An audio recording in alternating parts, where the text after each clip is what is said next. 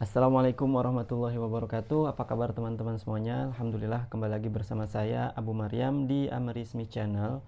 Dan di video kali ini agak beda ya, karena saya membuat video di dalam kamar.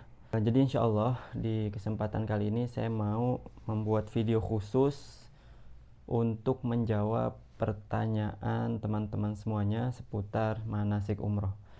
Sebenarnya pertanyaan ini sudah saya jawab di kolom komentar. Ya alhamdulillah setiap ada pertanyaan saya langsung jawab gitu di bawahnya.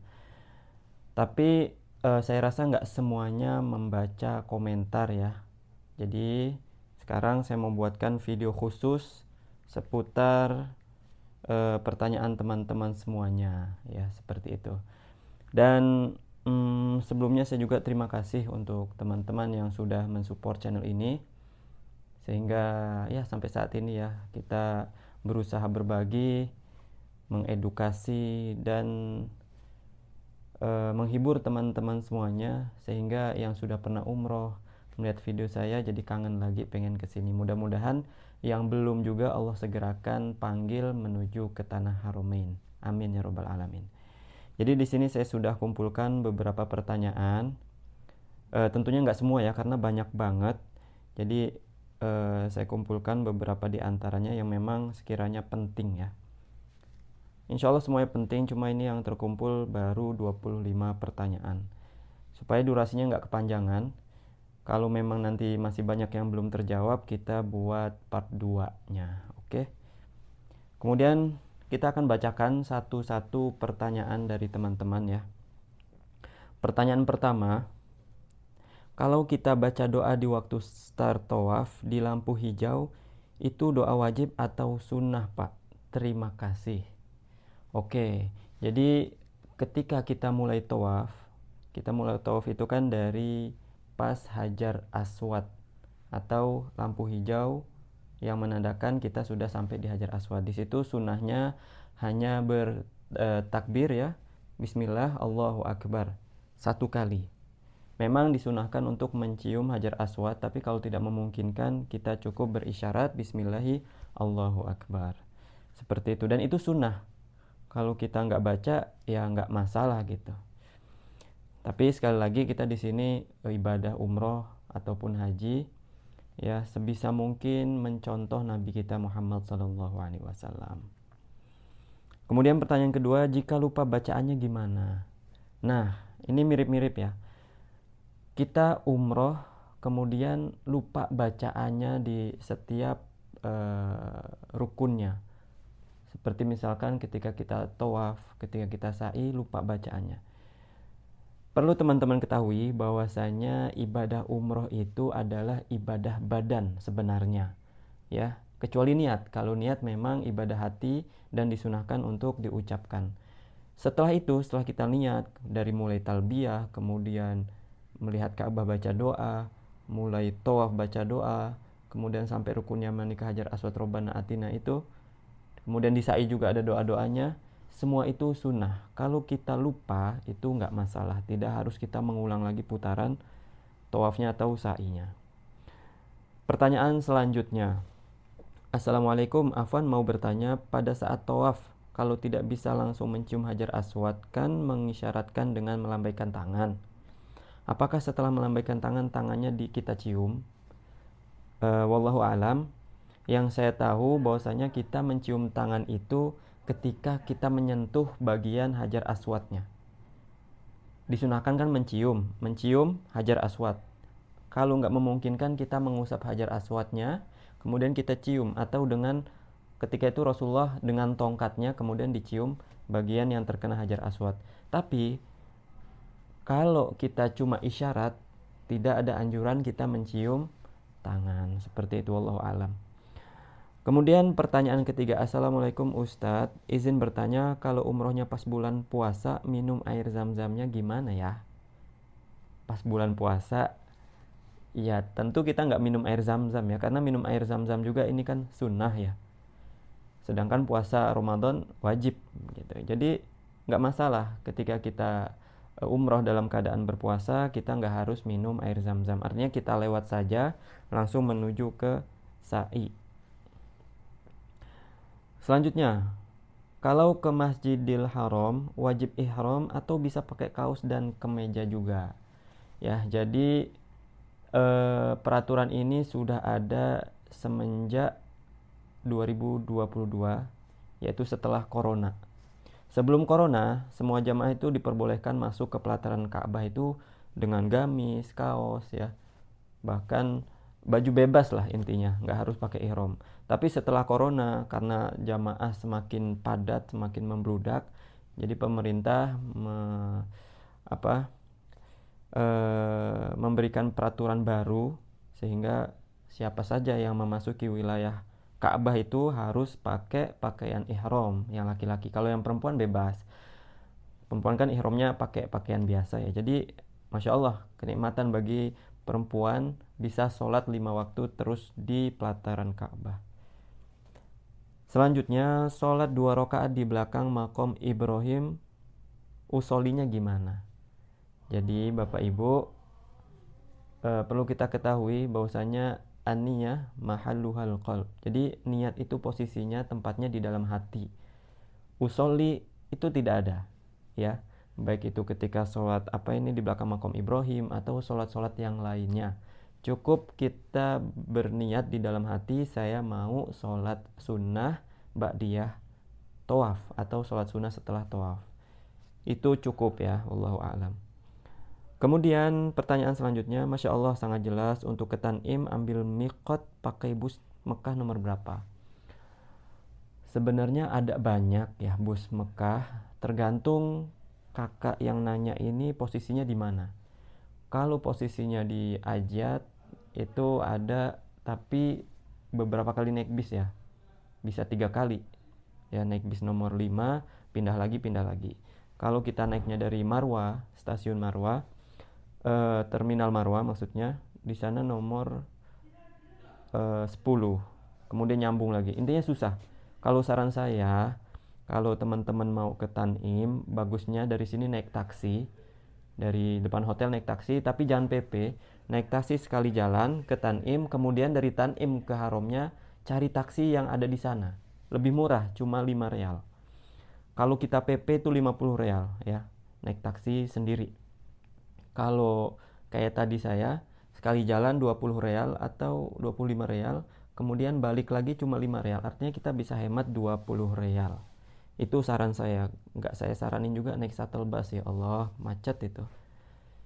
Ya, seperti itu Kak. Pertanyaan selanjutnya, Alhamdulillah jazakallahu khairan bimbingannya. Apabila mau umroh mandiri, apa ada rekomendasi mutawif yang membimbing?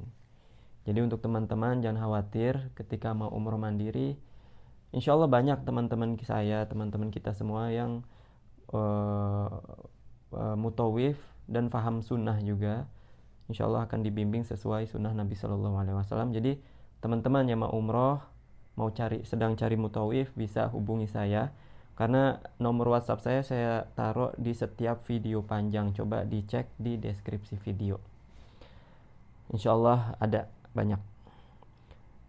Kemudian saat melakukan tawaf, boleh membawa barang atau tas atau HP Pak Ustadz? Terima kasih. Boleh. Jadi biasanya kita juga ketika umroh bareng travel itu dikasih tas ya. Tas kecil itu gunanya apa? Untuk dibawa nanti ketika pelaksanaan umroh.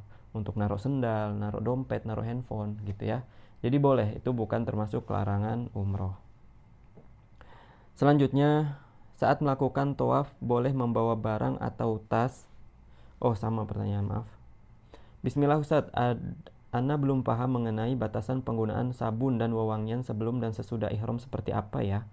Sebab disunahkan untuk memakai wewangian di badan sebelum ihram. Mohon diberikan penjelasannya Ustadz. Oke, untuk pelaksanaan umroh tentu ada sunnah-sunnah yang harus kita lakukan sebelum kita niat. Di antaranya kita harus bebersih mandi, kemudian memotong kuku, merapikan rambut, kemudian pakai wewangian. Khusus laki-laki disunahkan memakai wewangian sebelum niat ihram di miqat, tapi makainya di badan, bukan di kain ihramnya ya. Itu. Yang nggak boleh kapan? Yang nggak boleh itu ketika kita sudah niat, sudah sampai miqat nih, ya lam, kita niat labbaik Allahumma umroh, Setelah itu baru tuh berlaku semua larang-larangannya, termasuk memakai sabun, memakai wewangian parfum, memotong kuku, dan lain-lainnya. Paham gak ya? Semoga bisa difahami. Kemudian saya mau tanya, kalau apartemennya di daerah Azizia itu enaknya paling deket masuk gate yang mana ya Pak? Patokannya WC nomor berapa ya? Semua tergantung taksi. Jadi lagi-lagi saya sarankan teman-teman itu naik taksi ya, karena kalau naik shuttle bus pertama lama dan jauh juga turunnya. Terminalnya tuh jauh. Bisa di Jarwal. Jarwal itu 1 kilo setelah Hotel Anjum kalau teman-teman tahu, atau di Gaza. Gaza itu terminal di Marwa. Dari Marwa itu 2 kilo, hampir 2 kilo ya, jauh. Mending naik taksi. Bisa turun di WC 3 atau di WC 8 di bawahnya. Saat tawaf boleh bawa tas Ustadz? Iya boleh. Ya tadi sudah dijawab. Kalau pakai kain ihram boleh pakai sabuk biasa. Insya Allah tanggal 31 Februari 2025 saya berangkat umroh. Boleh. Jadi beberapa yang dibolehkan ketika kita sudah niat ihram, yaitu aksesoris termasuk sabuk ya, kemudian jam tangan, kemudian apa lagi ya? Ya aksesoris lah kayak tas seperti itu boleh. Dan kita doakan untuk siapa ini, Nana Kurnia yang bertanya, kita doakan semoga perjalanan umrohnya lancar dan menjadi umroh yang makbul insya Allah. Amin. Ustadz, kalau Mas A itu bagian dari Masjidil Haram atau tidak untuk sekarang? Kalau sekarang bagian masjid, lantas bagaimana status yang haid? Jadi saya sudah baca artikel dan fatwa ulama bahwasanya Mas A itu bukan termasuk Masjidil Haram. Karena kalau kita perhatikan di Mas A itu ada pembatasnya ya, dinding pembatas antara Mas A dan masjid. Seperti itu. Jadi untuk wanita haid masih diperbolehkan sa'i di Mas A atau tempat sa'i. Seperti itu wallahu alam. Nanti mungkin saya sertakan juga artikelnya di sini. Ustadz, perjalanan antara Safa dan Marwah berapa? Perjalanannya ya kalau jaraknya kurang lebih 600 meter ya. Itu antara 10 menit, 7 menit sampai 10 menit perjalanan. Wallahu a'lam ya. Yang tahu coba tulis di kolom komentar. Ustadz Afan, apakah setiap putaran tawaf yang termasuk rukun umroh bacaannya berbeda-beda atau terserah kita? Jadi ketika umroh khusus tawaf ya, khusus tawaf di sini pertanyaan Afan, apakah setiap putaran tawaf yang termasuk rukun bacaannya berbeda-beda atau terserah kita? Jadi untuk bacaan tawaf itu tidak ada bacaan khusus kecuali ketika kita sudah sampai di titik rukun yamani menuju ke Hajar Aswad. Jadi rukun yamani itu satu sudut sebelum sudut Hajar Aswad. Nah, di situ kita disunahkan membaca Robbana Atina fid dunya hasanah wa fil akhirati hasanah wa qina adzabannar. Selebihnya itu bebas. Bisa kita berzikir, berdoa, pakai bahasa kita juga boleh, kemudian baca Al-Qur'an ya. Jadi jangan sampai kita ketika umroh itu terlalu berpatok dengan bimbingan ustadznya ya, karena di situ tidak ada doa-doa khusus ya. Dan alhamdulillah ada kemudahan dalam Islam, kita diperbolehkan berdoa sesuai hajat kita masing-masing ya. Itu kesempatan kita sebenarnya untuk berdoa, dan gak harus berbahasa Arab, bisa bahasa kita, bahasa daerah kita ya, berdoa ketika tawaf itu, kecuali nanti ketika sampai rukun yamani menuju ke Hajar Aswad ya. Namun terkadang travel memang menyediakan buku panduan itu ya, setiap putarannya beda-beda. Itu semuanya doanya sahih, cuma jangan kita yakini kita harus baca itu ketika tawaf ya. Itu cuman opsional aja. Kalau kita nggak hafal bisa ikuti buku panduan seperti itu ya. Ustadz, kalau untuk tahallul di barbershop khusus laki-laki itu rambut kita harus digunting dahulu, tidak dengan orang yang sudah bertahallul. Nah, ini banyak sekali terjadi sama jamaah kita ya, wallah alam jamaah yang lain. Jamaah Indonesia tuh kalau mau tahallul dia pasti mastiin dulu, udah umrah belum? udah tahlul belum kamu gitu. Sebenarnya ada juga fatwa ulama yang mengatakan tahallul itu tidak ada kaitannya antara yang mau dicukur sama yang dicukur. Jadi nggak masalah. Ini belum tahallul, ini belum umroh. Tahallul sendiri pun bisa gitu ya. Jadi keyakinan-keyakinan seperti itu tolonglah dihilangkan ya. Dan untuk para travel saya mohon banget ya, karena kan ini kita amanah, nggak hanya mencari uang, ini adalah amanah dan ibadah yang sangat luar biasa. Jadi ketika para travel mencari mutawif, carilah mutawif yang benar-benar menguasai lapangan, ilmu fikih umroh, ilmu yang lain-lainnya terkait kegiatan kita di tanah haram ini. Ya, jangan sampai kita asal-asalan cari mutawif sehingga edukasi yang disampaikan itu semuanya maudhu, palsu atau dhaif minimal ya. Allahumma musta'an. Kita lanjut. Assalamualaikum Ustadz, bolehkah kita mengambil air zam-zam di dalam masjid pakai tumbler? Waalaikumsalam. Insyaallah boleh. Ya, cuman kadang kalau memang keadaannya sangat padat itu dilarang sama petugas yang ngisi zam-zam itu.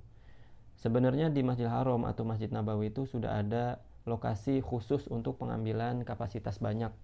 Kalau di Masjidil Haram itu ada di gate 90 ya, di dinding luarnya itu ada. Seperti itu. Di dalam tetap boleh, cuma lihat keadaan lagi ya. Kalau di Masjid Nabawi ada di gate 310. Mohon izin bertanya Ustadz, bila umroh waktu duha pukul 7 sampai 9 kapan berangkat menuju miqat? Di mana miqatnya? Oke, kita bisa ambil miqat pertama di At-Tan'im. Itu miqat terdekat dari Masjidil Haram, dan bisa ke sana ketika waktu dini hari jam 2 atau jam 3, sehingga nanti ketika sampai haram itu sudah waktu subuh. Ya, tentunya kita subuhan di sana, cari syuruk, karena kalau kita berangkatnya ketika subuh ke Tan'im atau ke Mikot itu kita nggak dapat sholat subuh berjamaah di haram. Kemudian yang kedua, bakal macet jalanannya, takutnya malah kesiangan. Biasanya bulan-bulan sepi tidak terlalu ramai, tidak terlalu panas di bulan apa Kak? Agak susah ya, udah sepi nggak panas lagi. Yang pertama, kalau bulan sepi itu tentu bulan-bulan setelah musim haji, seperti Juni, akhir Juni, Juli itu udah dibuka umroh dan insya Allah sepi ya, karena jamaah baru sedikit yang masuk ke Saudi lagi untuk umroh. Tapi di bulan itu panas banget. Kalau mau dingin terus sepi ya nggak ada ya. Kalau mau dingin di akhir tahun atau di awal tahun, kalau mau sepi di Juni atau Juli, seperti itu. Mau tanya Pak Ustadz, bolehkah kita tawaf dan sa'i sambil membawa buku doa dari travel? Jadi sambil membaca gitu, mohon penjelasannya. Boleh ya. Jadi travel itu membagikan buku panduan memang untuk dibaca, untuk panduan kita ketika sedang tawaf dan sa'i. Jadi nggak masalah kita sa'i, tawaf dan sa'i sambil membuka buku panduan, itu nggak masalah. Ustadz, kalau kita sudah memakai ihram, kemudian sebelum tawaf kita mau BAK ke kamar mandi, bolehkah? Atau tidak boleh, batal sampai selesai tawaf? Boleh ya, dengan syarat kita harus mengulang putaran terakhir kita. Misalkan kita tawaf kan tentu dalam keadaan berwudu ya. Ketika kita tawaf, misalkan di putaran ketiga sudah sampai rukun yamani, kita batal. Kita wudu atau kita mau ke toilet, kita ke hamam dulu. Kemudian ketika mulai lagi, kita mulai dari Hajar Aswad di putaran ketiga tadi. Jadi putaran 3 tadi kan belum sempurna ya, baru sampai rukun yamani. Jadi diulang lagi ya setelah buang hajat. Jadi tidak harus mengulang dari awal ya Kak. Kemudian Ustadz, kalau bersama suami sholat sunnah tawafnya berjamaah atau lebih afdol sendiri-sendiri? Jadi sholat sunnah setelah tawaf itu dilakukan sendiri-sendiri. Alhamdulillah, pertanyaannya sudah habis. Mudah-mudahan jelas, dan insya Allah kalau memang masih ada pertanyaan setelah ini, kita akan buatkan Q&A di part selanjutnya ya.